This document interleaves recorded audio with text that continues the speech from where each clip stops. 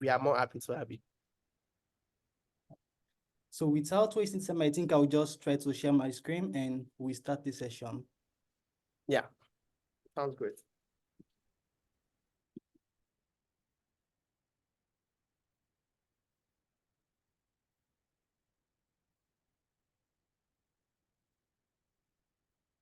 All right.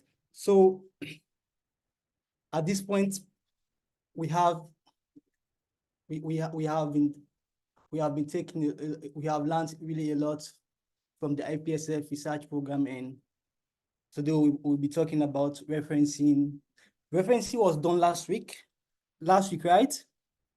As part of last week's section. Yes, it was. Yes. So today I'm supposed to really focus on plagiarism. But one thing about plagiarism, you really have to understand what referencing is. Then you know the reason why you should not plagiarize.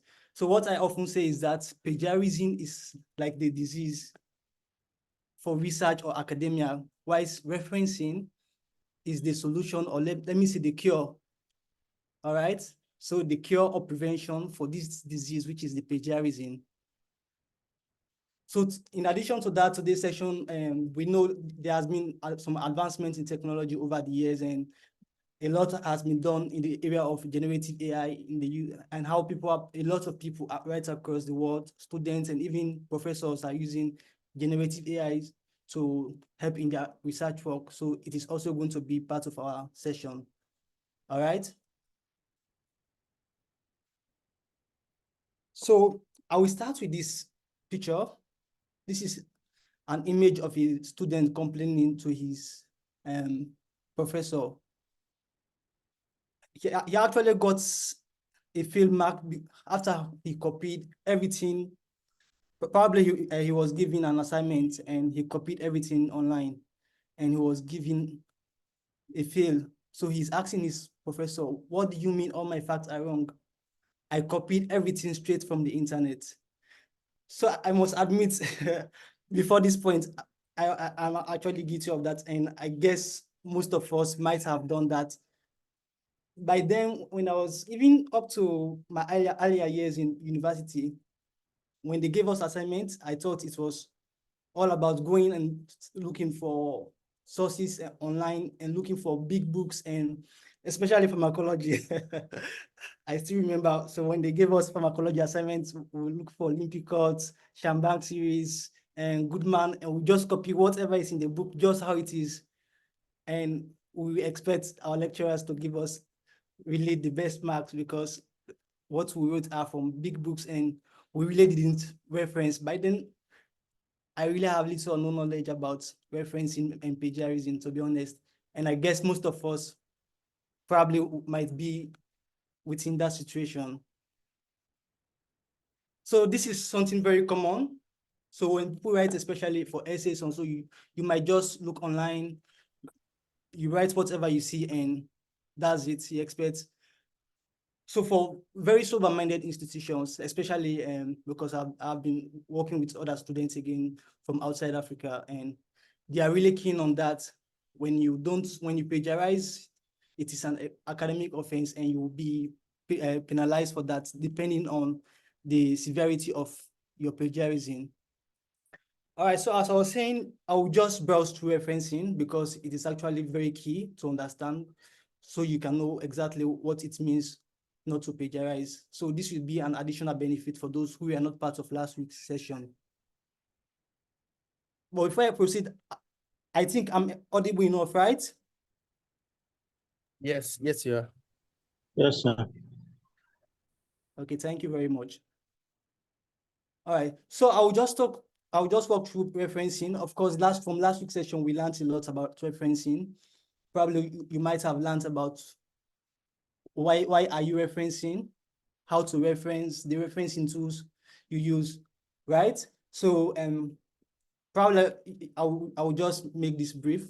So when you do academic, when you're writing anything academia, even out of academic right now, because this issue of plagiarism does not only apply to academic, even businesses, bloggers, people who are doing news and all, plagiarism is also part of that, and it is actually something which is punishable. All right. So when you're doing such, you have to give credit to people for whatever idea you take from anyone. You have to give credit. So that is what referencing is about. All right. So in the world of academia, when you are writing anything, you don't rely on your own knowledge. All right. You have to do your work in the context of what others have done, in the context of existing literatures.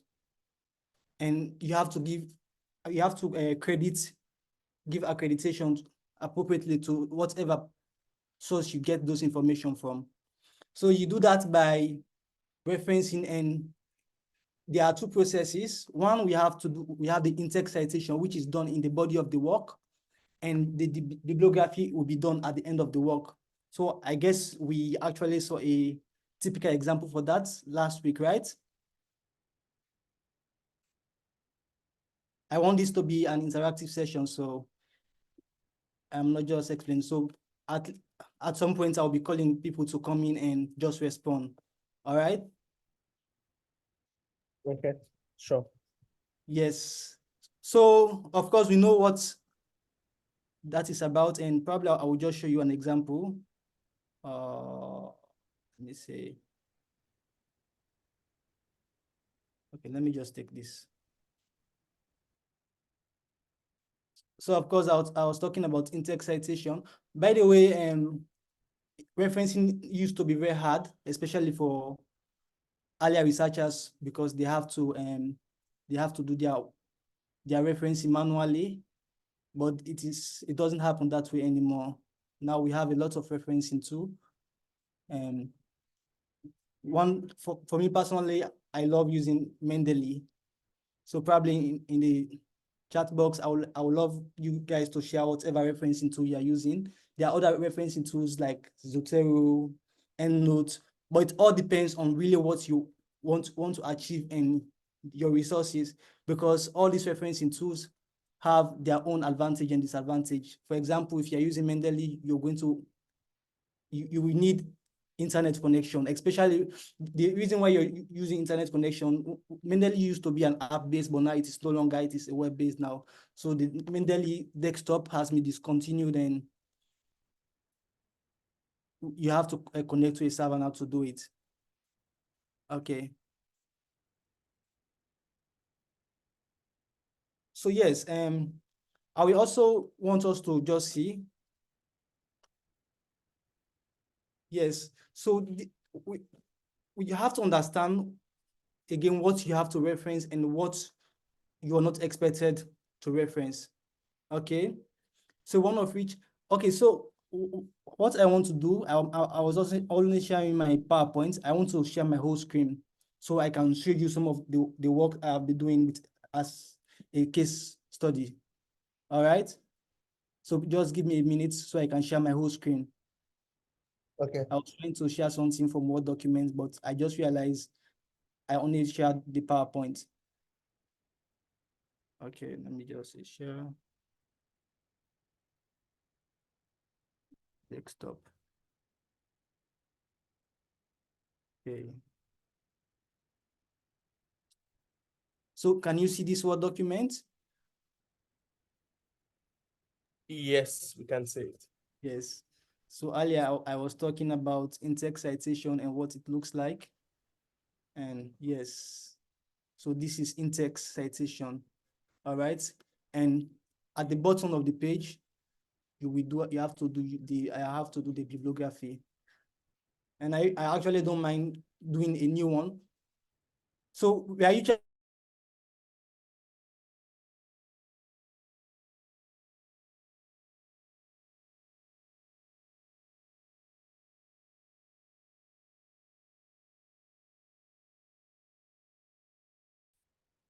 oh God, what are they supposed to really call me? Hello? Can you get me? Yes, we are here. We can hear you. Yes, so I was asking if you guys had a chance to do a live demonstration on how to use any of the referencing tools last week. Yes, we are taught how to use Mendeley. Oh, Mendeley, that's great. Yes, so I'm actually using Mendeley. I was asking earlier.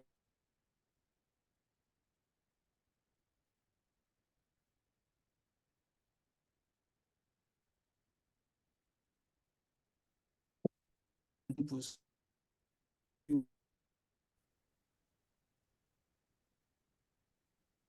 It's quite simple, so you don't have to, we don't have to spend much time here. So yeah.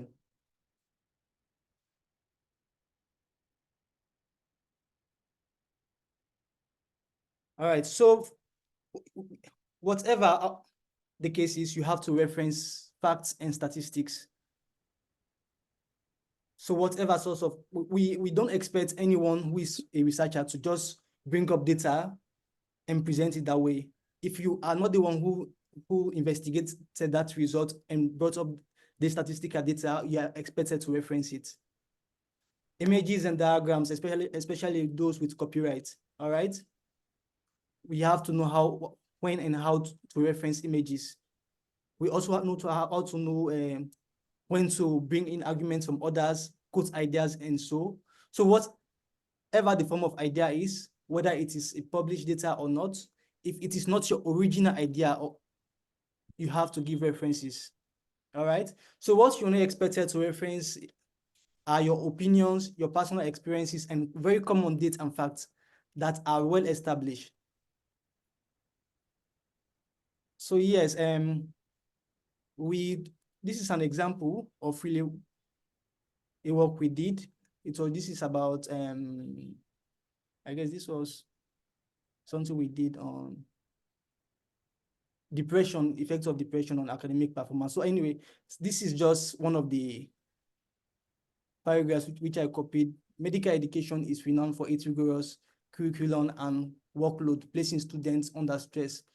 So the source where I got this information was from this guy, this author. So this is the in-text citation, the in-text, and this is the bibliography. So definitely when you're using a Mendeley to do the referencing, for the first time, you do the in-text and the bibliography, and subsequently it will be generated automatically. All right. So so we also have to understand how this bibliography, how it should be written, how it is being generated by Mendeley. So it is generated for the in-text. We just have the author's last name, et al, and the year which the work was published. All right. So this is the surname of the author. Sometimes when we have two authors, you will see this author and this author, or more. Or sometimes you just see this author and the year of publication. All right. So for the bibliography, it is generated in the order who, when, what, where, and by whom. So what do I mean? The who is the author's surname followed by their initial. So this, for example, for this work, the author here, this is the surname and this is his initial, and these are the corresponding authors. Let me say the other authors. All right. So this is the first author, the other authors, and when, this is the year when the paper was published, and this is what is here when. What is the title? All right, the title of the paper you published. So this is just, I guess this was part of last week's session, so I'm just trying to go over this for those who are not part of the session. Okay, definitely you also, we are you chance to learn how to do the Mendeley web, use the Mendeley web plugin. It is quite easier to use. Yeah. Yes, we were taught. Yes, okay, the web yes, importer. The web importer, yes, it is very useful. It is really useful.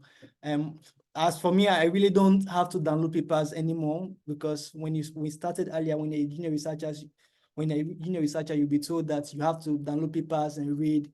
For me, I actually have to just read one or two, then I actually picture what I want to do, then I will actually reference directly from online. Okay, so you will be, you have to cite again from websites, and this is just few information about citing from a website. And by the way, you don't reference from any website. It has to be a very credible website. You should know how to differentiate between journals and academic database and blog posts. All right, papers which are peer reviewed or not. So that is something you have to learn. So all these are really not part of this session. So This is going to take us now to plagiarism, what I'm supposed to present today. All right. So now I created this scenario of plagiarism being the disease and referencing is, let me say the prevention, referencing is the prevention or cure to this disease, which is plagiarism. All right. So let's just picture that. So when you plagiarize, you are infecting your academic work or whatever paper you're writing. So we consider that as a virus. So whatever work is plagiarized is infected with virus. And it has a lot of consequences, but we'll learn this as we are going. All right. So plagiarism actually is from this Latin word, plagiaros. All right. And they are really, I don't want to say, but this is just how it is described. Okay. So when plagiaros, we mean a plunderer or a kidnapper. All right. But generally it's accepted that plagiarism, when you plagiarize, you are an academic theft. All right. So what does this mean? You were stealing others' idea and not giving them or not acknowledging their authorship. So that is plagiarism. So whatever idea you get from someone, be it published, be it from news or be it from whatever source, as much as it is not your idea, you really have to give credit to that particular or acknowledge the author of that information. There are a lot of reasons why you should give accreditation to people or acknowledge authors. All right. Academic work is writing is not about you just writing or just you are not the reservoir of knowledge. You don't know everything. We expect you to read from others. So this is in fact one of the issues where people end up doing accidental plagiarism. When you fail to read a lot of work, you might be tempted to have knowledge or ideas that are already existing, or people have already done numerous research on, and when you just present it that way, there are tendencies where it might just relate or be similar or be the same with what others have done. And if you don't do your research to know if this idea is already existing, then you end up doing accidental plagiarism. All right. And this is an offense depending on the crime. And I think about 2 months ago, yes, I have this close cousin of mine. She traveled to Canada, yes. By then, we know she actually attended, she didn't attend our university anyway. She attended a university that is really not a research base, or they are not taught much about research skills. So for our first assignment, which was given to her, she went online, search about what is this, and copy just exactly the way it is online and from books. So because that was her first time, she was actually called for counseling. And she was told that if she repeats the act of plagiarism again, she will be expelled from the university. She didn't really think that it was really that serious, because the university she is coming from, they are not really keen on plagiarism or research. So we are actually very privileged to have learned this from our various universities or through these learning opportunities and webinars. All right. So with that being said, now we have created this picture of plagiarism being an academic theft. It is a cheating and there are consequences to it. All right. I'll actually bring up other scenarios of even professors or established publishers, researchers who have been caught or who have been charged for plagiarism, but we'll get there. All right. So I'll just talk about some of the reasons why people plagiarize, definitely. So one of the reasons for plagiarism is unawareness about plagiarism. When you really don't know, just what I told you about my cousin, she really had little or no knowledge about plagiarism. So when she was given us an assignment for the first time, she just went online, copied, take books and used it to solve her assignment. And she ended up having issues with her department because of that, because she didn't do it intentionally, but she was unaware of plagiarism. All right. So the other reason why scholars end up plagiarizing is academic pressure and shortage of time. Sometimes our faculties actually make things difficult for us. So they will just tell you, well, next week I'm giving you these assignments on Friday. I want you to present back on Monday, or the deadline for submission is probably just a day or two.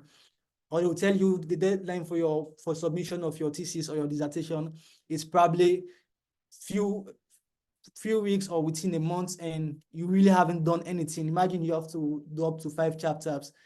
Oh, for us, that is part of our that is how we do the structure of our work. So we do 5 chapters.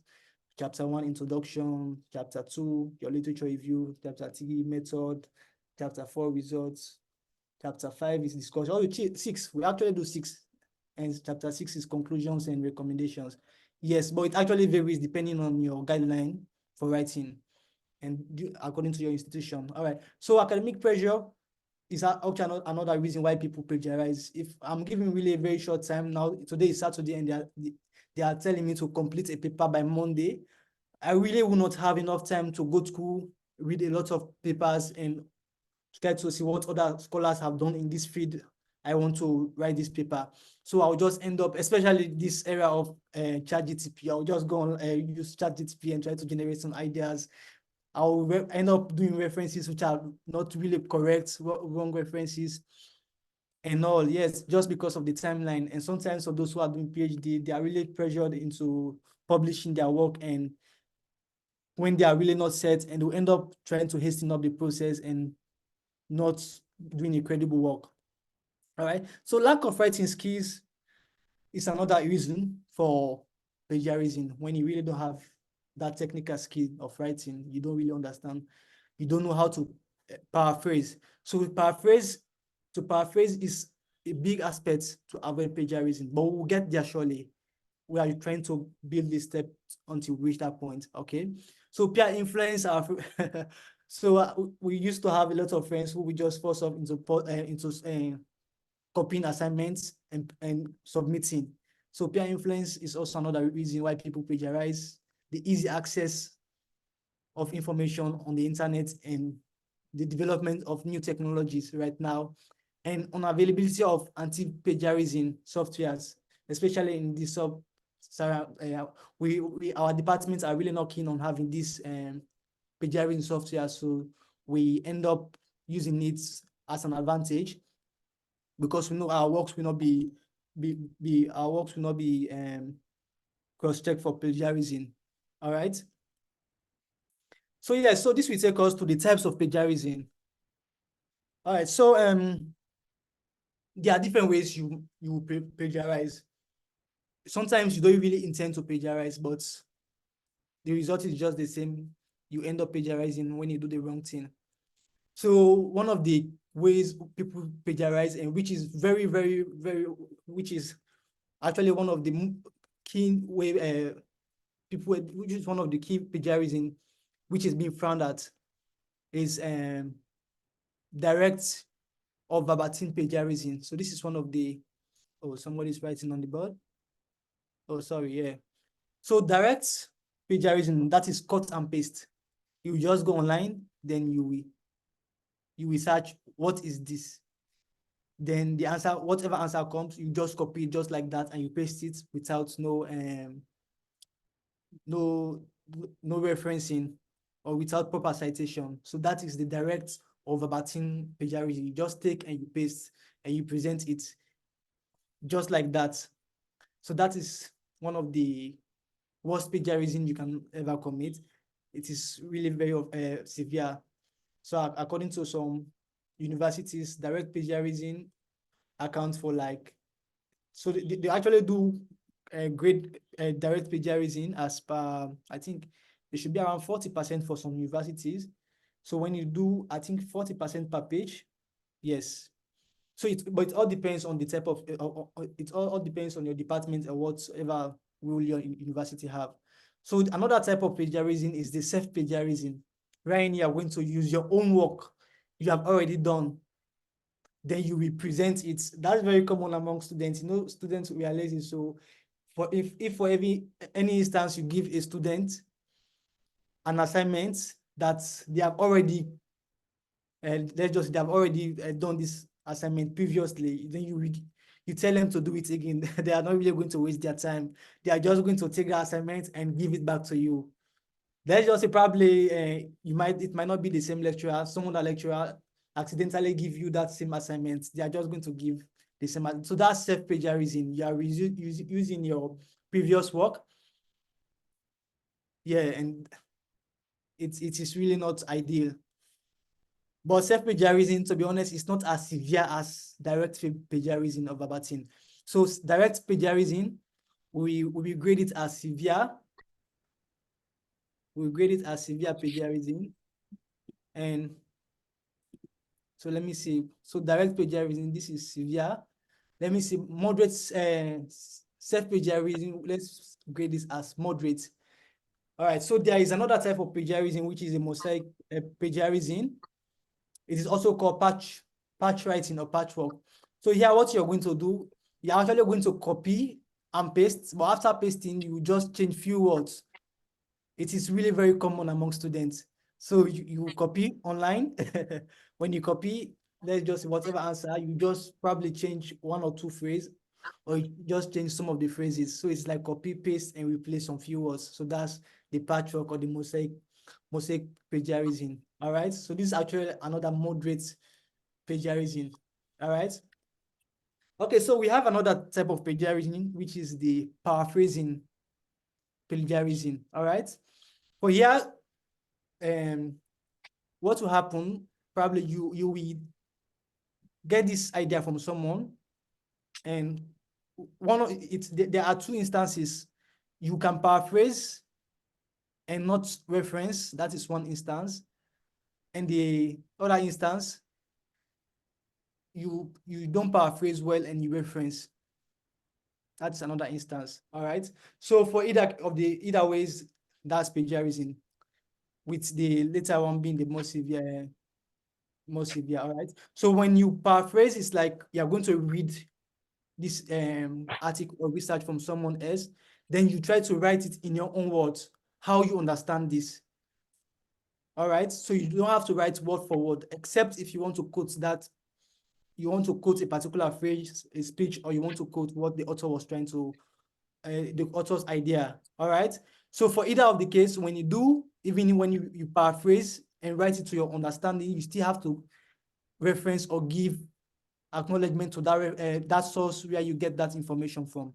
All right. And for those, you have to do the proper referencing, proper citation. If you don't do it, then it is plagiarism. So this actually is still moderate. So just do moderate and severe anyway. And we have here error 404, which is the invalid plagiarism source. So this is actually very common when students are running out of time. Last year, actually, some of our students, we got two of them doing that, and they really just gave us wrong references for some of the most of their literature reviews. All right, so they will just go to ChatGPT, bring some ideas, and they will find wrong citations and bring it to back up that idea. Say this idea which is being presented is from this source. That is really very bad. This is actually, for me, is a severe one. Others we say it is moderate, but it is severe because that's a fraudulent act. All right. So this is actually very common when students are running out of time. Honestly, some of them are just going to give you wrong references, because the essence is when whatever reference you provide, we are supposed to cross-reference or verify that reference and cross-check the information you provide. You say you got this information that 80% of students are from this, and this students are engaged in this from this author. Then when you give that source, I should be able to check that from my bibliography. Yes. So let me just see. Okay. So this is probably we might have learned about DOI, which is the article identifier. So this article identifier here, you can use it to trace whatever information you see. All right. So let's say this, let me say this article identifier, the DOI here. So for this particular work, if I click or paste this DOI in my browser, I should be able to get to this work. And also it is all this DOI is also important, especially for us in sub-Saharan Africa, where we don't really have money, or our universities are really not paying for us to access journals. Yes, so we don't have that right. So we just end up, especially for paid papers, we use the DOI to download the papers from Sci-Hub. Yes, I know it is really not ideal, but yes, due to, let's just say this is what is this is just how it is happening. To be honest, even top researchers are doing it, because we just have to find a way for us to be part of the academic world. But I guess with time, it will be changed. Things will change, and our institutions will start paying for us to access papers. For advanced universities, this is what they do. Well, I don't know if probably your university will be doing that, but yeah, I'm not sure if it is happening in sub-Saharan, this part of Africa. Okay, yeah, so having talked about the invalid source, we'll talk about picture of figure plagiarism. Well, this, to me, especially for undergraduates, it's really hard for students to create their own original images also, except if they have to snap pictures. But whatever image, probably to be structure of elements or whatever structure, when you get it online, you don't reference, it's actually part of picture or figure manipulation or plagiarism. All right. So having talked about the different types of plagiarism now, I guess I will just talk briefly about when plagiarism is accidental or purposeful. All right. So yes, the question here is if people can actually plagiarize accidentally. It does happen. Okay, it does happen. I already started giving scenarios. So accidental plagiarism happen when you copy ideas, probably even from your study group. You discuss that this is the answer to this, and all of you just end up writing this. So that's also plagiarism. Forgetting to reference, it's also part of plagiarism. Sometimes you really wanted to reference, but you actually forgot. So yes, so for me, this is actually one of the reasons why as I read papers, I try to do the referencing so I don't forget. All right. So, and I guess from last week's session, you might have learned about the different referencing styles. We have the Harvard, the Vancouver, the APA. Yes, so it all depends on the criteria which is set. It depends on by your institution. It depends on the criteria set by the journal where you want to publish your paper. For most of the journals, BMC and others, they are using the Vancouver. For our institution, College of Medicine, we use the Harvard. Yes, we use the Harvard referencing. And definitely, it is really simple to see the referencing styles under Mendeley. So these referencing tools have really, the referencing tools have really make everything so easy for us. You can really change from one referencing to another just like that, without really have to be doing everything again. Okay. So for example, if I should open my Mendeley now here, and let me see. Yes. Okay, so this is actually an assignment I did some time back, and I'm trying to share with you. Okay, so when you go on that referencing setting, the referencing style here, you can actually change from one referencing style to another. Okay, you can choose from Harvard, Vancouver, to whatever. So currently it is APA, so I can just click here and update the referencing style. It will get updated automatically to Harvard. All right, so this is what I'm trying to explain. Okay, so we continue. But by the way, is the session going on well? Are you guys with me? Yes, sir. Yes. Yeah. Yes, sir. Yes, if for Yes, any please. chance I'm going too fast or not going the way you want, probably you can just try to draw to my knowledge to this that I have to slow down or whatever the case is. All right. Yes, so I was talking about plagiarism being accidental or not. All right. So yes, I mentioned these scenarios. So there is another concept of you quoting directly from authors also, where you have to use quotations. All right. So if for any instance you quote directly and you forget to put quotation, you end up being counted as plagiarism. And honestly, it is accidental, because if you really intended to do it, then that's it. I don't mean you should really want to forget. there students now. So when you ask them, they'll tell you, I forgot to do it. But deep down, they really didn't want to do anything. All right. So for purposeful plagiarism, it happens when you pay people to do your work or your essays. It is really common in the Western world. They have established websites and so or platforms where students we just submit. One of them I know is Check. Yes, Check. They do that a lot, Check and others. So students will just submit their work and assignments, pay some amount, and their assignment to be done for them. So that's also plagiarism, independent of the fact that that's just academic theft or that's cheating, and it's regarded as plagiarism. And if really your institution is aware that you are doing that, you should be expelled, honestly. Another purposeful plagiarism is copying someone's assignment or part of their work, definitely submitting paragraphs or essays that were already there, and creating references that do not exist. That is the error 404. And neglecting to include citation and references. You think that's a waste of time. It is quite as important to reference as any part of any other step you are taking in the writing process. Referencing is very important.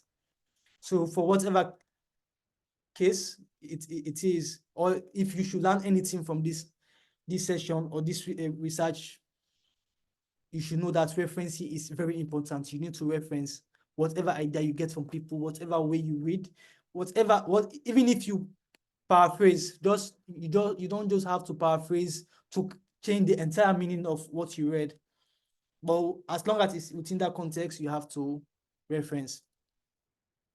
Okay, so this here is a study which was actually conducted about the types of, I don't know if I can minimize this. Okay, so this is a study which was done by Abdul Mutalib, yes, about the types of plagiarisms which is the types of plagiarism in English as foreign language among undergraduate students. All right.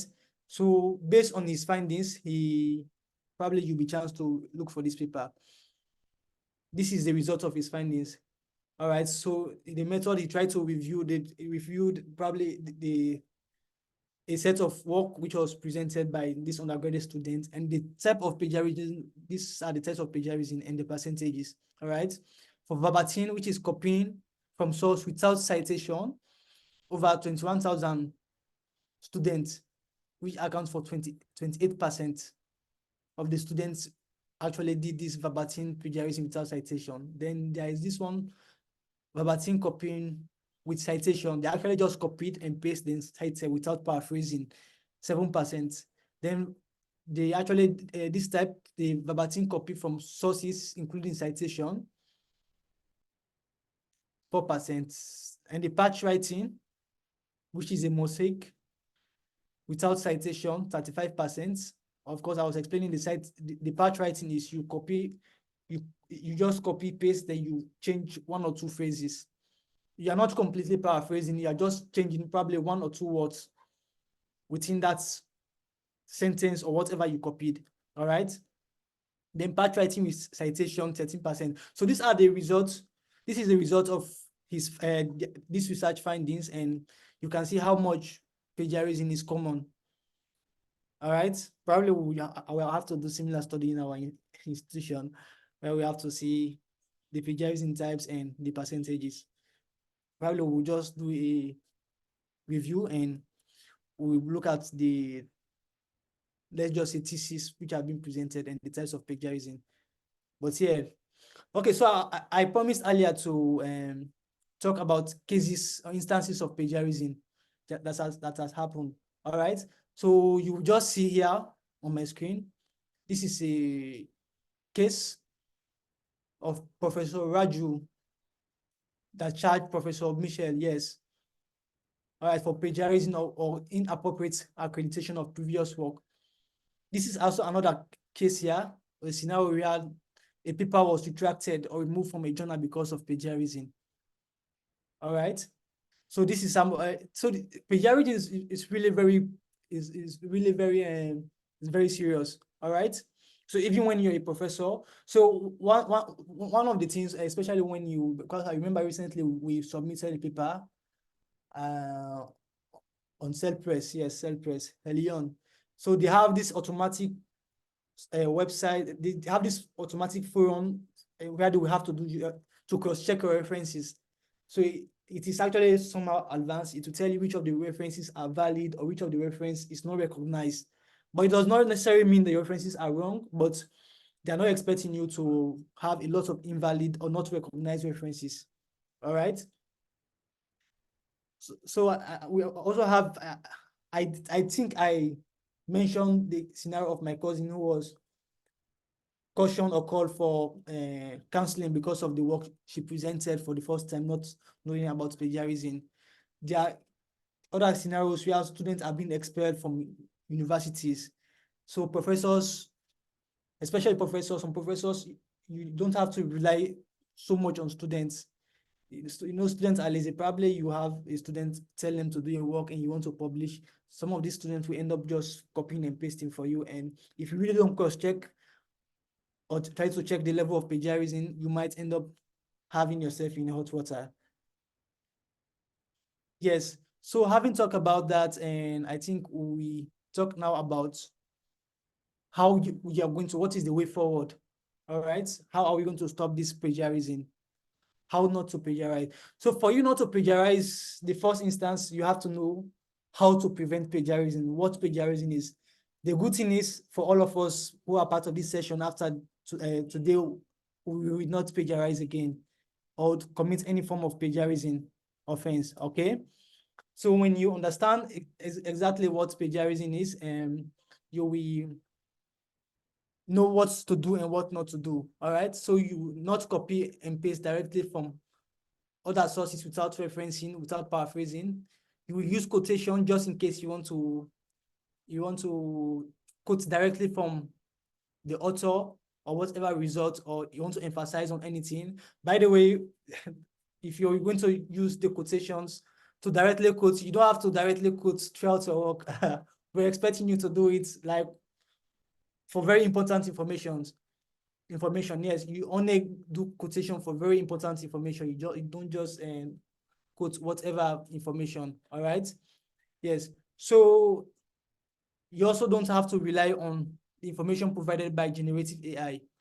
All right. So this is very common now. So to be honest, right now, ChatGPT is the topic of the day. Students are really using this. Like, to be honest, last year, most of the work which we are presented by students, they use generative AI, and I actually bring that up to our faculty head for research and innovation. Within, it was last when plagiarism was really common. Actually, what I did, I tried to use ChatGPT for really let me say for 2 months. I was really using ChatGPT for 2 months. I have studied really how ChatGPT presents or writes in such a way that if you write anything from ChatGPT, whatever the case is, if you don't change anything or you don't try to paraphrase in your own context and change a lot of words, I'm really going to know that this information you have written is from ChatGPT. All right. So it is really very common right now. So when I go online, I've seen posts, I've seen news from, it's really crazy right now, you know. A lot of researchers are using ChatGPT. I'm not saying it's really a bad thing. Honestly, ChatGPT is as useful as it is. It has really helped a lot of people. If I should emphasize, since when ChatGPT, let me just say AI. since when there has been a lot of platforms for AI. It has boosted my productivity and in research writing.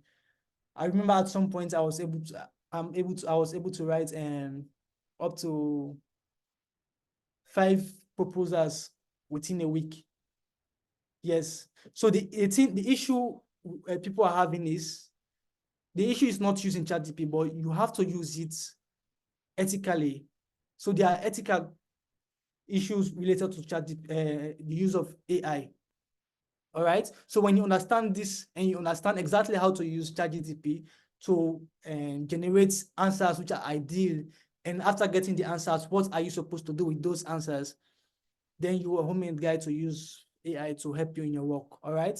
So for now, for most of the journals, ChatGPT is not considered as an author. So recently for self-press, you will just give credit to ChatGPT as ChatGPT help in probably language editing or so, but you won't list it as an author.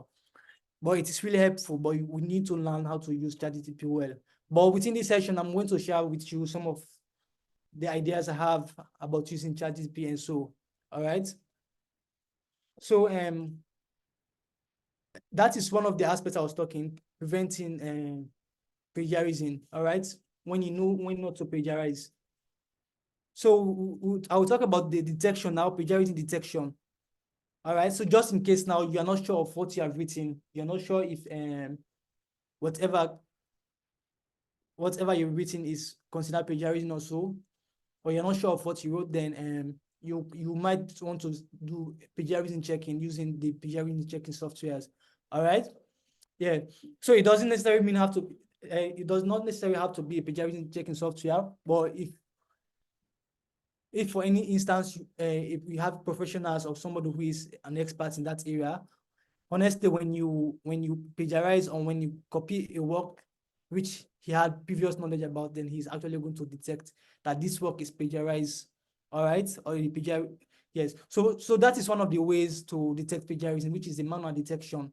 But honestly, it is really applicable for just 1 or 2 pages. All right, if you have a lot of 100 pages and so you really can't use manual detection. For our students, we do manual detection a lot because most of them have tendencies to just copy or take old or previous research which have been submitted by other students and try to incorporate it in their own work. For that instance, definitely I've read a lot of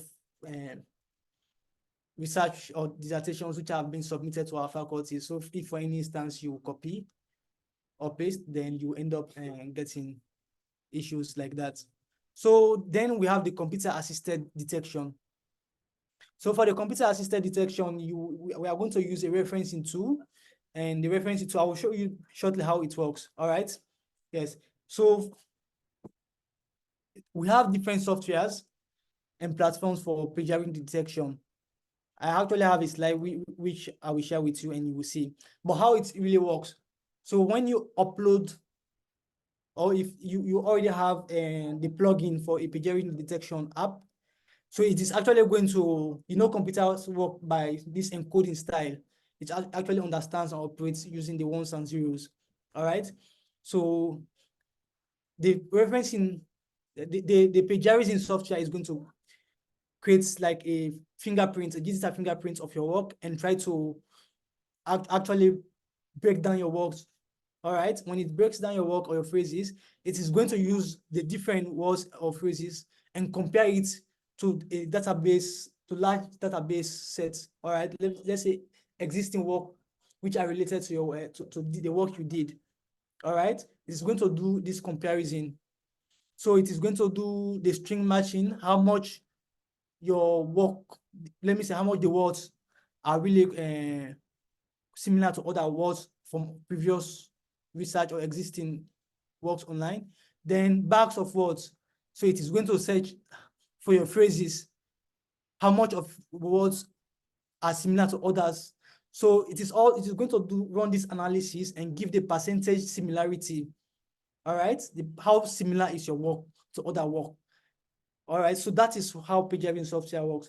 All right, so we also have the citation analysis. I was explaining to you about I was explaining about CellPress having this platform to do citation verification. All right, to cross-reference, to check referencing if they are valid or not. So this is citation analysis. Then we have the stylometry, which is going to check your writing style.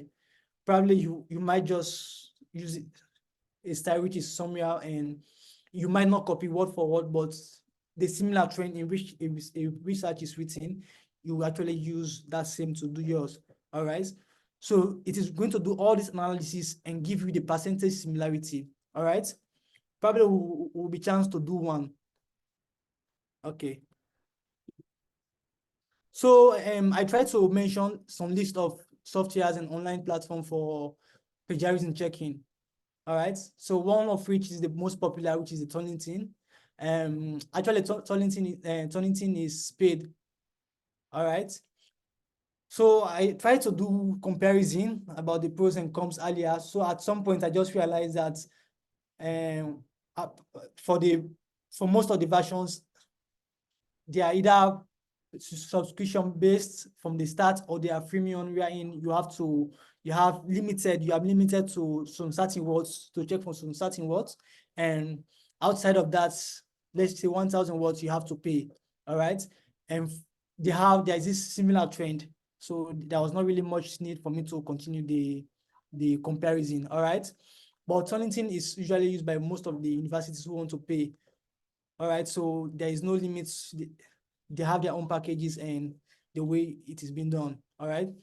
So we have Viper 2, which is Scan My Essay.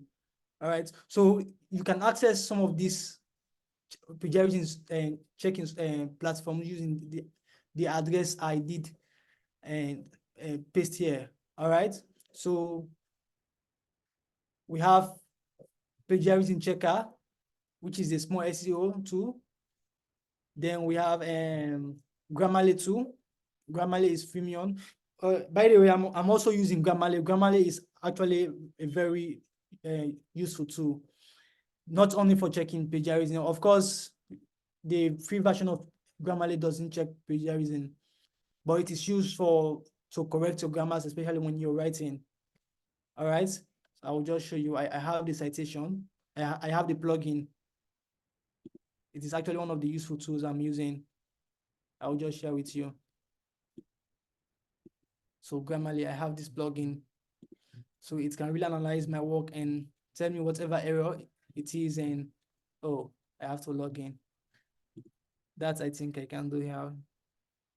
Okay, so but with that being the case, these are some of the platforms you can do plagiarism checking. There are a whole lot of them. All right, you can do your own personal search and whatever might fit you based on probably your resources or based on your need, because there are text limits for some of them, especially for the free versions, where you have up to 1,000 words, some 500.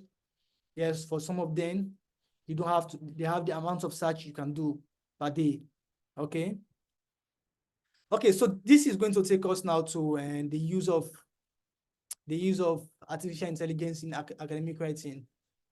So we know technology has advanced a lot, and honestly, I'm also impressed by some of the response which ChatGPT and other generative AI provides. All right, especially when you ask them probably a particular something related to academia. It's really crazy right now. They really provide they are really very useful, honestly. They provide powerful response, and when you read, you think all is well. So that is the issue people are having now. So I mentioned earlier, I did a 2-month study wherein I was trying to really understand how ChatGPT responds and how to know exactly whatever information is provided by ChatGPT, how I can differentiate it with something written by human or not. All right, but I will share with you some of the ways I do detect now this is written by AI or not. By the way, Turnitin can actually, some of the plagiarism checkers can actually detect again if something is written by AI, but there are a lot of conflicts of interest that it doesn't really work well, because there are instances where some people have complained that what was regarded as AI written was really written by them. Okay, so in as much as artificial intelligence, ChatGPT and so are really very advanced, there are a lot of limitations, especially during this phase right now. Artificial intelligence and ChatGPTs and others are really still in their developmental phase. All right. So what we have to know that there are really different versions of these AI tools. Okay, especially for ChatGPT. So if you are using the OpenAI, which is the chat.openai.com, the free version is running on ChatGPT 3.5, and the paid version is running on ChatGPT 4.0. Okay, so the version actually determines how smart the ChatGPT is. ChatGPT 3.5, I'll just, okay, let me start by saying these are large language learning models, all right, AIs. They are large language learning models wherein they are really trained to learn, and they are being trained on some amount of data sets. For ChatGPT 3.5 was trained on a smaller data set as compared to ChatGPT 4.0. So as a result, ChatGPT 4.0 is more intelligent than ChatGPT 3.5, and ChatGPT 3.5 is more intelligent as compared to the earlier version. All right, so the response provided by ChatGPT actually is based on the information, the data set it was trained on. So let me see if I can try to explain how ChatGPT works. All right, so let me say if they will ask when scanning ChatGPT in their developmental phase, they will have some questions and they'll provide some words. All right, they'll have some certain words and strings which are being coded, and what they would train the ChatGPT to do is how to use string concatenation. If you do programming, you will learn how to concatenate strings. We have to add strings to relate to the idea of what you are looking. So as much as that, it will be trained to actually start to source information from outside the data set it was trained, to seek information from other sources online, just to answer whatever question it has been asked. All right, so that is how ChatGPT works. All right, yes. So having noticed how ChatGPT works, you can see it is actually the opposite of how plagiarism checkers work, because plagiarism checkers are really going to use the different words you provided, the strings, and compare it to online sources and see if there is existing information related to what you wrote. While ChatGPT is going to watch online to see if there exists information online to answer to the question you asked and bring that information. So that's why the use of ChatGPT is really, really something that you need to take cautions when using ChatGPT because of plagiarism, because it will end up getting information from people without accrediting them or without acknowledging them. And when you write just like that from ChatGPT, you will end up plagiarizing. So this is why it is as much important to include the use of AI in academic writing. All right, because students, honestly, even if students are just going to use AI at this point in time, they are just going to use it. And if you don't teach them how to use AI, they will just end up using it the wrong way, and they will end up doing work which are not credited. Because the purpose of writing academic papers is to bring out credible knowledge, which are well referenced, which are free of plagiarism, which are not dishonest work. All right. So of course, I will share with you some of the info, some of the AI tools I use. Of course, we all know about the OpenAI, which is the ChatGPT 3.5.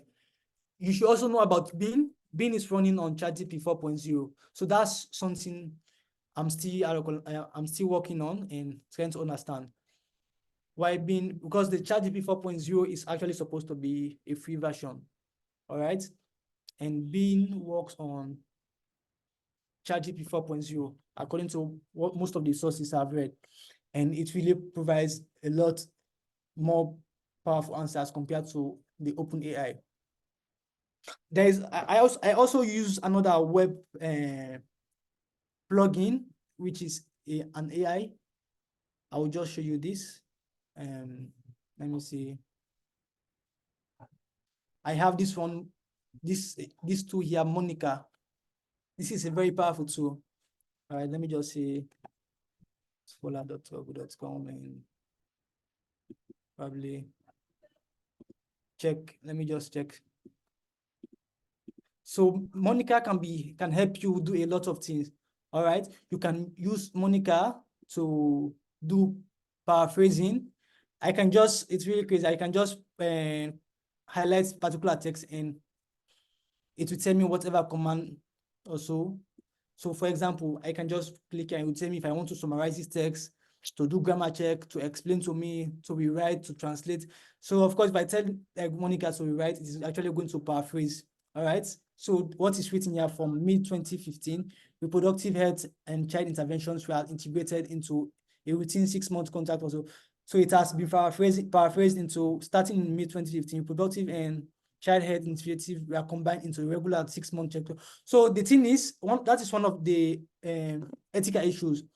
So just because the information is provided by AI does not mean you have to take it that way. All right, whatever the case is, you have to paraphrase it again, or you have to do changes. Or if you're not really satisfied with this information provided by Monica, then you can just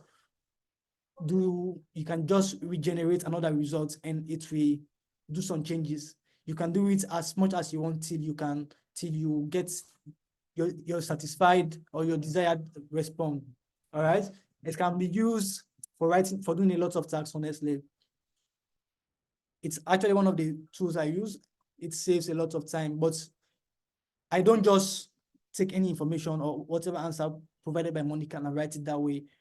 So especially if I want to save time, probably I want to for Monica to just explain to me something and I will try to understand it in that context. I'm going to recheck again and verify the information provided by Monica, then I'll write. So one of the ways I've been using AI very usefully is for me to use it to either brainstorm, get the idea or concept of what I want to do, then I will do further research rather than just relying on whatever information is provided by AI. All right, so you have to learn that so you can use AI ethically. All right, so I don't know if you can see this slide, this particular slide clearly. Is this visually clear enough? Yeah. No, Can you see it? no, it's not very clear over here. Yeah. It is not clear. Wow. Let me see if I can zoom. Okay. So this is actually, I got this information from LinkedIn from this one of Razia. Yes, I'm following her. She talks a lot about research, and so of course I love research. So I try to follow people who are researchers and learn from ideas they do provide. Okay, so this is a practical guide to boost research productivity with ChatGPT. All right. So when you're using ChatGPT, there is something called prompt. So when you use prompt is like a set of instruction which you are going to use to overwrite the initial idea, the initial way in which ChatGPT is supposed to respond to you. All right, if ChatGPT was going to respond in this format for this particular answer, for this particular question, when you use prompt, you will try to overwrite that way it is going to respond to you, and it will bring you a better response based on the prompt you provided. All right, so there are actually good and bad prompts when using ChatGPT. When you really understand this enough, then you can use ChatGPT well. I'm so happy I actually understood the use of prompts earlier. Yes. So one of the bad prompts, probably you just go to ChatGPT and say, write a proposal on air pollution. Definitely, that's too broad. You can't do that. You can't. So one way you will have to use ChatGPT is trying to assign a task to it. Let me see if I can share this. Maximize again. Okay. Okay. Oh, when I do this. Okay. So you're going to assign a task to ChatGPT. So when you're doing it, you're actually going to assign a role. Then the task, if possible, an example of how you want the task to be executed. Honestly, when you do that, you're going to get a better response. All right. So for this particular question, for this particular task here, we have this this scholar just said write a proposal. Instead, it can be written as act as a research assistant, draft an objective section for my research proposal on investigating the relationship between air pollution and asthma incidents in children. So you don't try to just give ChatGPT bulk tasks to execute. You can try as much as possible to break the tasks down. So when you're writing your prompts, assign a role to ChatGPT. Probably you want it to act as. So it depends on the task in the area in which you are performing that task. So you have to know that. So for this is a research related. So the prompt is to act as a research assistant. Then it is going to draft an objective section. Probably even up to introductions, you can use ChatGPT to write. Well, I'm not saying you should use ChatGPT to write your introduction. Honestly, it's not that it is not going to do it. It is going to do it, but the issue is you have a lot of tendencies to have plagiarized work. Although there are different AI tools now or platforms that are promising, which we can use to write research. So in fact, there is this one sites.ai. I don't know if you know about it. Probably some of you might have some idea. Sites.ai actually writes well, and it provides real evidences, real references to information which are provided by the AI. I don't know if, but you have limited use and they're asking you to do subscription, and it depends if you can really pay for it. I don't know if I can access site. Let me just show you something. So just in case I want to use, so it is sites.ai. Sites.ai. Yes, so this is sites.ai. All right. So you can use this to search anything, and honestly, it is going to give you real evidence, real references. But whatever the case is, you still have to cross-check if the reference or what the information provided is accurate or correct enough. You don't have to rely on AI. So this is what I'm still trying to preach, that you don't rely on AI. AI which is just here to guide. AI is just here to make work easier. It is just here to reduce the burden of how things were done initially. All right. Okay, so with that being said, I think we will try to learn more about using good and bad prompts. I have a whole lot of examples here for proposal writing, data analysis, literature review. So try to assign a role, a task, and then if possible, write specific examples. So I have a lot of, probably I will try to share this with you. By the way, I don't have, this is not something I created. It is from this author. So yes. So yes, now I'm going to talk, having spoken about some of the AI tools you use and how you're going to use it, I'll just talk about the ethical issues with the use of AI. All right. Of course, we have spoken about some of the educational benefits of AI, how you're going to use AI to boost your learning, how you're going to use it to improve your grammar. In fact, that is one of the key features I think students should be using for AI, especially when you want to publish and in reputable journals. All right, they are going to do language checking and quality checks. All right, so if you can use AI to boost your language, it's okay. Grammarly is one of the tools I use. Initially, when I started working with one of my professors, he used to check when I write. Whenever I write anything, he will try to see if there's any need to improve what I've written or improve on the English or so. But little did he know that I was actually using Grammarly by then. One thing about Grammarly, it is going to suggest, it will suggest and not tell you, you're not forced to change. And it will run analysis of the percentage of how your work is in line with flow, grammars, and engagements. Yes. So you can use this AI tool to do a lot of stuff. All right. So now we'll talk about some of the issues, the ethical issues related with the use of artificial intelligence in academic writing. So one of the issue is plagiarism. Of course, I told you how ChatGPT works. Okay, I think we just try to round up the session. We don't have much again to do. Plagiarism is one of the issues when you use ChatGPT. All right. Of course, I did explain how ChatGPT works and how plagiarism softwares work. And now we actually understand how the concept of plagiarism comes in play when you use ChatGPT and other AI tools. All right. Of course, we know that plagiarism undermines the originality, quality, and credibility of our academic work, as well as the reputation and trust of that author. So for most of the authors, when they are caught plagiarism, for most of the professors, it means a lot, and it's really going to tell on your academic record.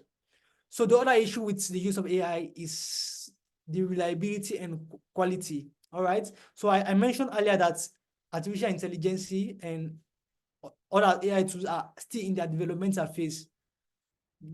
We are really yet to fully arrive and harness the full potential of AI. So there is this issue of AI hallucination, wherein AI will bring in answers which are really contrary to what you are asking, or which are biased.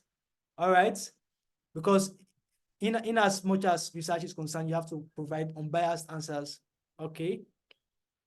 Then the other issue with the use of artificial intelligence is fabrication and falsification. So this hallucination and fabrication and falsification is among what I learned when I was doing my search on the quality on how AI answers are presented, or how AI presents answers.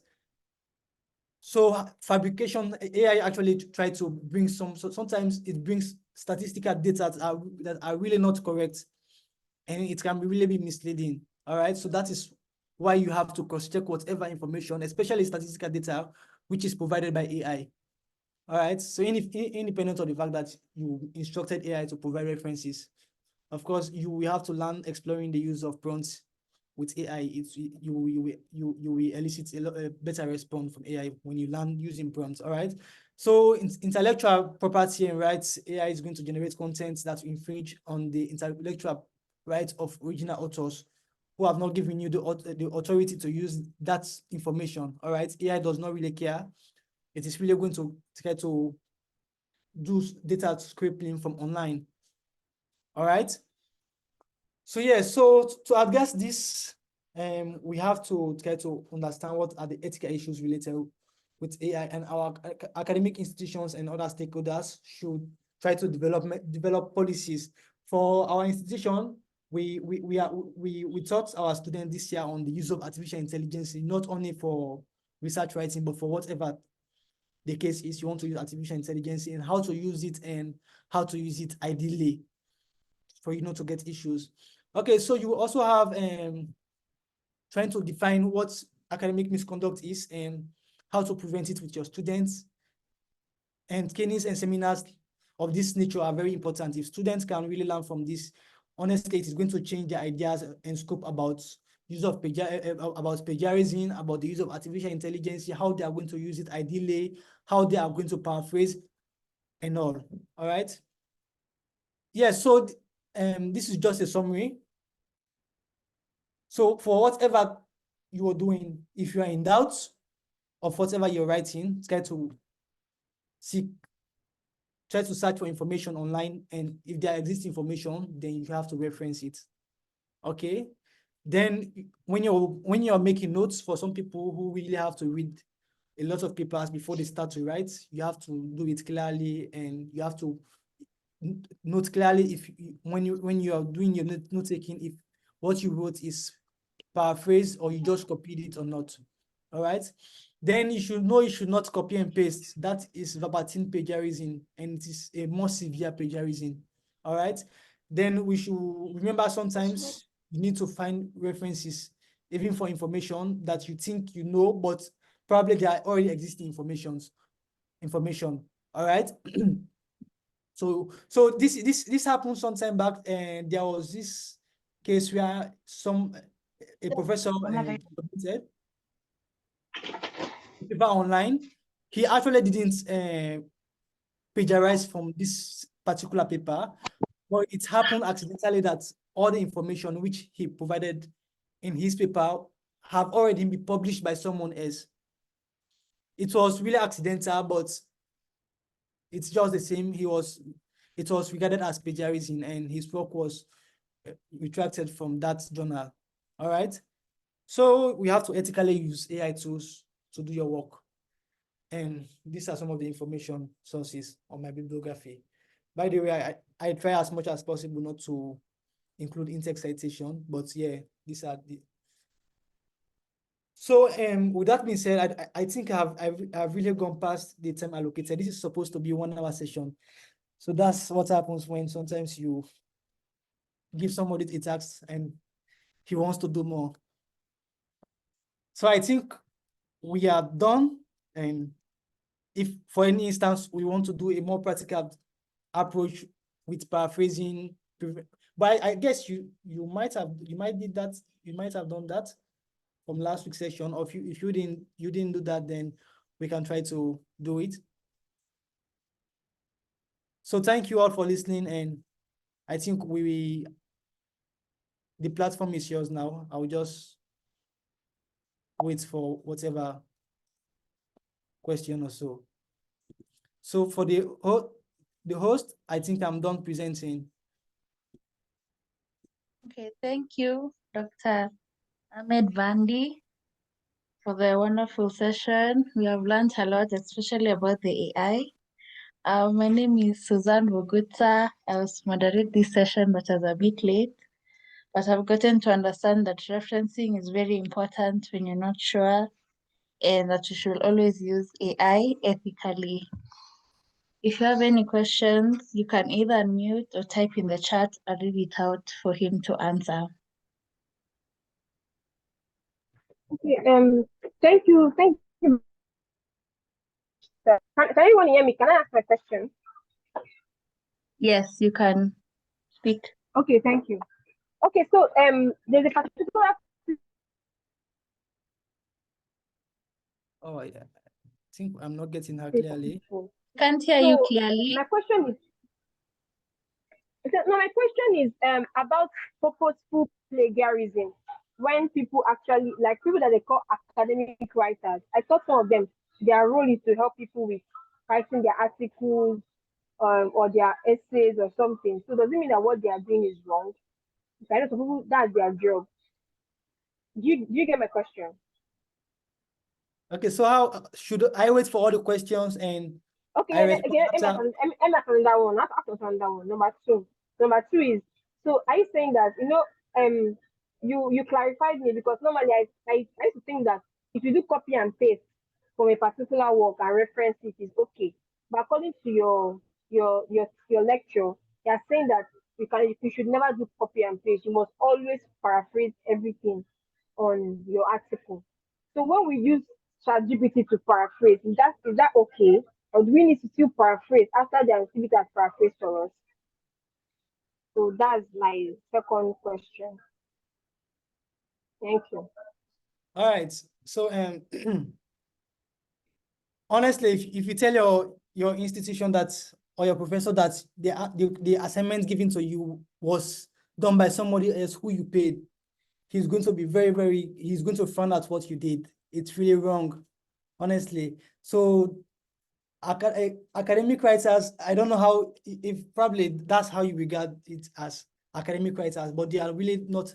If somebody guides you, this is how you're going to do it, and let you do it on your own, that's fine. Let's just say you don't understand exactly what this, or you're new to a particular area, somebody you need guide. But if you are going to pay somebody to do this work for you, honestly, that's dishonesty, and it is cheating, because the purpose of academic writing is for the students to be able to do the work on their own, present ideas or work which are of their own knowledge, having gone through existing literatures and done it all right? So your second question is so for copy and pasting and referencing, so I mentioned one of the types of plagiarism, all right? So when you just copy, paste, and reference, that's still direct plagiarism because you didn't paraphrase.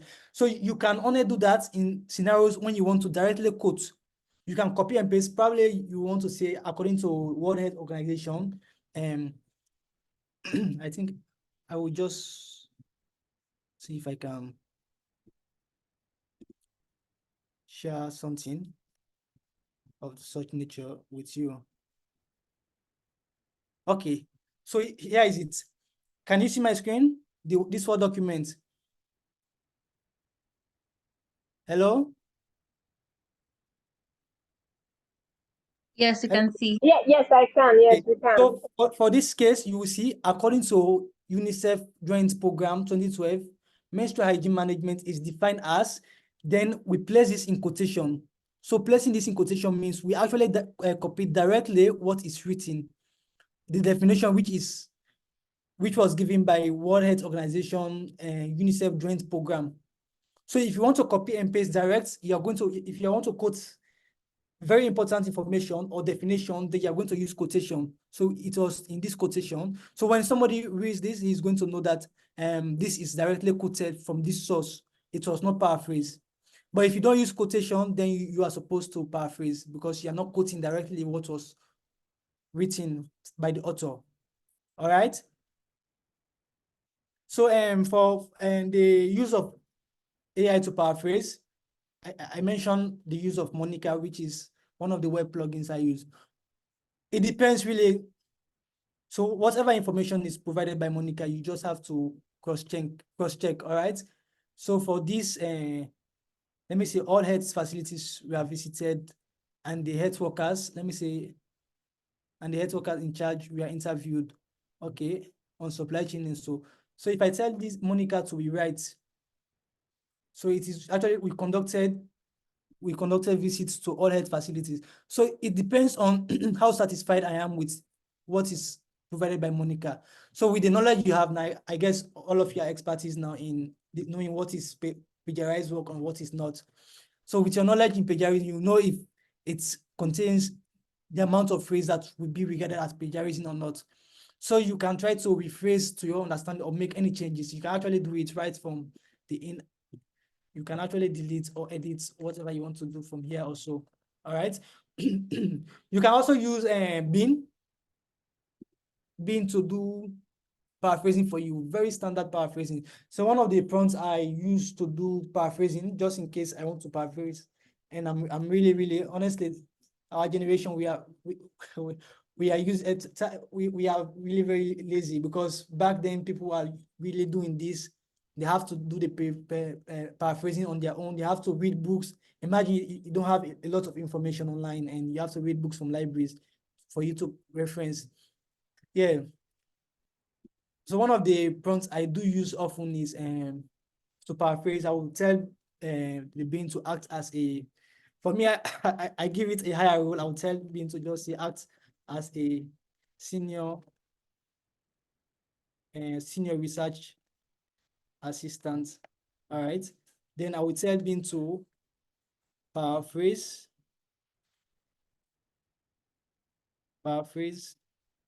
improve, and enhance the sentence below. Then I include whatever whatever sentence I want Bean to help me work on. All right. So let me just say this background here. I want Bean to we do it. Probably I can even, sometimes I tell Bin to rearrange, paraphrase, rearrange, improve, and so it is actually going to give me something different. So the use of AI is not, you just have to understand how to use it well. All right. So when I use this prompt to tell AI to redo this work, it is going to paraphrase in its own way. So the paraphrase version is going to be a routine 6 months contact point was established from midpoint this to this intervention, such as, so it is going to do the paraphrasing for me. If I'm not satisfied with this answer, then probably I'll have tendencies to do manual editing or we run the task again. Okay, so I think we'll call for another question. I think, was your question answered well? Are you satisfied with the answers I provided? Hello? Yeah, can we take the next question? We are really out of time. Yes, I'm satisfied. Thank you. All right. Okay, the next question in the chat is, if you're going to reference, you should not copy word for word, or what did you mean by that statement? Yes, so whatever the case is, even when you read from people when you're going to reference, when I say you're not going to copy word for word, just because it is written here, from mid-2015, reproductive and child health interventions we are integrated into routine contact point. Okay, let me just search for something else, and I will say, yes, I'm so sorry. I actually spent a lot of time. And yes, so for whatever the case is, let's say in this background now, we have in sub-Saharan Africa, maternal, neonatal, and under 5 mortality remain high. Key strategies to address this situation include increased family planning utilization and delay first pregnancy. All right. So just because you want to you want to use this idea does not mean you're going to write exactly what is written here. You have to write it in the context of how you understand. You're going to read it, then you paraphrase it, except if you want to quote directly. If you don't want to quote directly, then you are going to rewrite in to your own knowledge of understanding, how much you understand from what you wrote, what you read. All right. So even if you're going to reference, you are still going to paraphrase, then you do the referencing now. Okay. I think recently I read, I used this sentence, this line in a particular work I'm doing. Yes, I think, I don't know if I have enough time to just show you. Okay.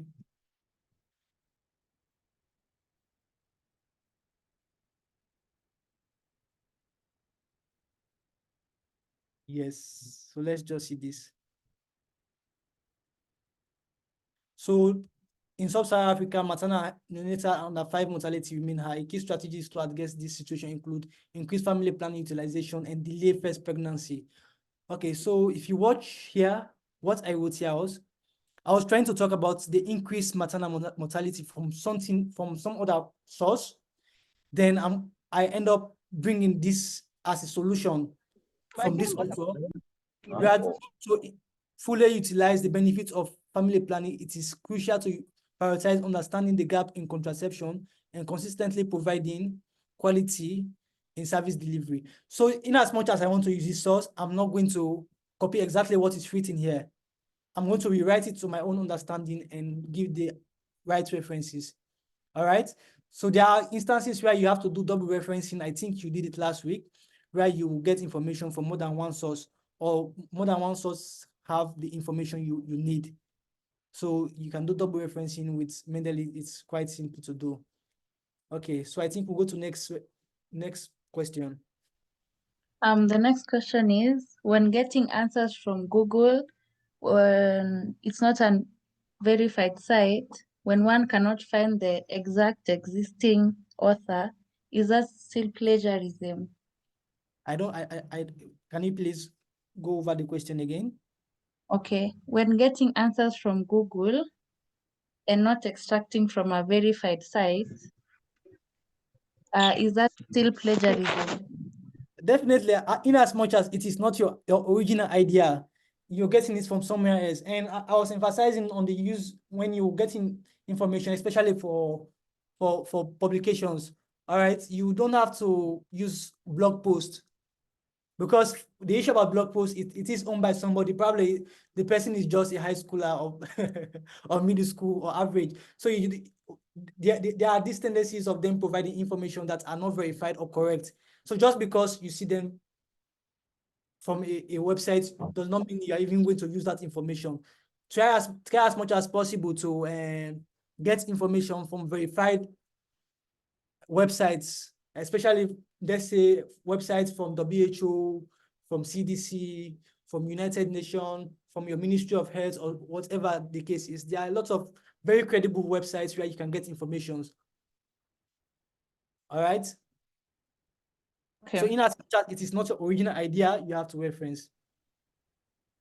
Okay, thank you. And the last question in the chat is, can you go to jail because of plagiarism? And what are other severe penalties? Well, it really depends on the academic institution, honestly.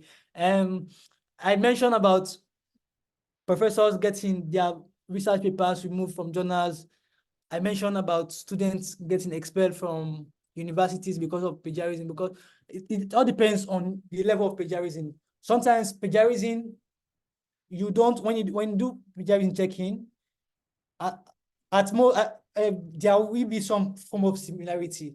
All right, probably we'll just, but this plagiarism, there will be some form of similarity, but there is acceptable percentage of similarity. It all depends on your institution. For some institution, for plagiarism percentage up to 70% is unacceptable. For 60%, you will have to redo the work. 80 to 90% and above, you end up having issues. Probably they will warn you for the first time, and if you try it again, you will be expelled from the university. Well, I don't really have any instance where I remember somebody going to jail because of plagiarism, but your academic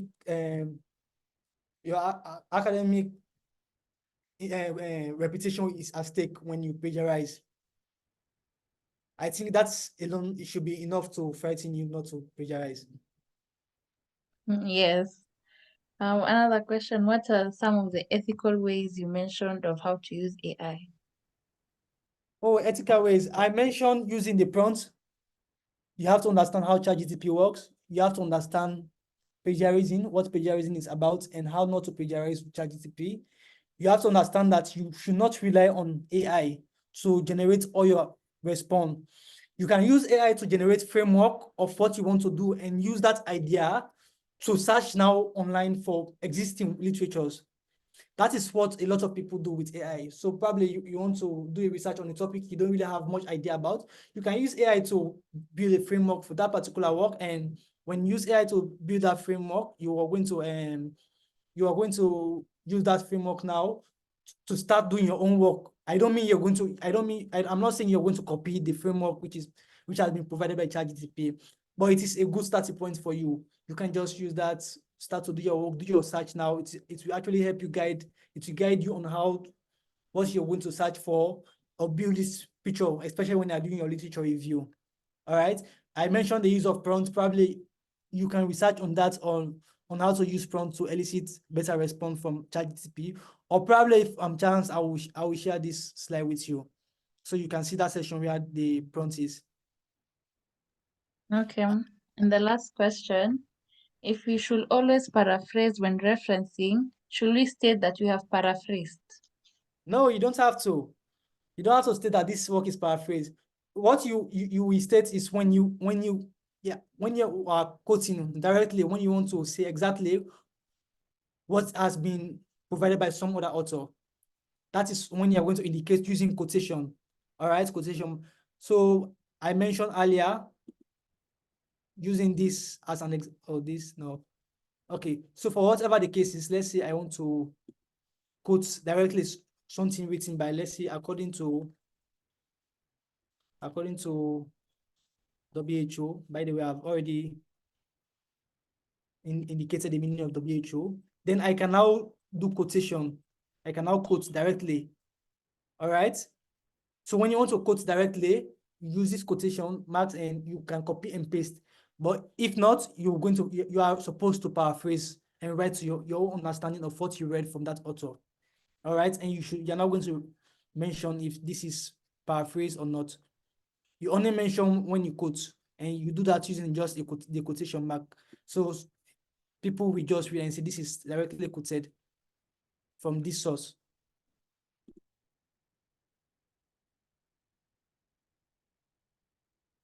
So I think that question is answered, right? Yes, thank you. I don't think there are any more questions. Most of the people appreciated the session and I've learned a lot. If there are any more questions, they will get to you, and also with the slides, you'll be able to understand parts that I've not understood. Yeah, thank you. Now hand over to Yusuf to close for us the meeting. Thanks, So I Suzanne. think I should stop sharing my screen. Yeah, that's fine. Thank you so much, Fam Ahmed, for that amazing session. And we've been getting a lot of positive feedback from the link that we shared and also in the chat room. Everyone now is very, very solid on plagiarism and why you should not plagiarize and various strategies to avoid plagiarism. And you've also learned various tools, manual ones, automated ones, use AI, to also ensure that it makes it very, very good. So yes, I agree with you, Kamara. It was a brilliant session. So thank you so much, sir. I would be in touch. I would appreciate you formally via email, and I would also reach out to you if we need anything else for more collaboration. Thank you so much. Yes. I'm actually hoping to collaborate with people from this session. Probably in the future, I want us to write papers, and so as I mentioned, I'm a research enthusiast. Probably I'll just share with you my LinkedIn handle, and we can connect. All right. Yeah, that's fine. Definitely. All right. Thank you so much. And enjoy the rest of your day. Bye. Yes, sir. Thank you. Everyone can unmute and say bye to Fam Ahmed.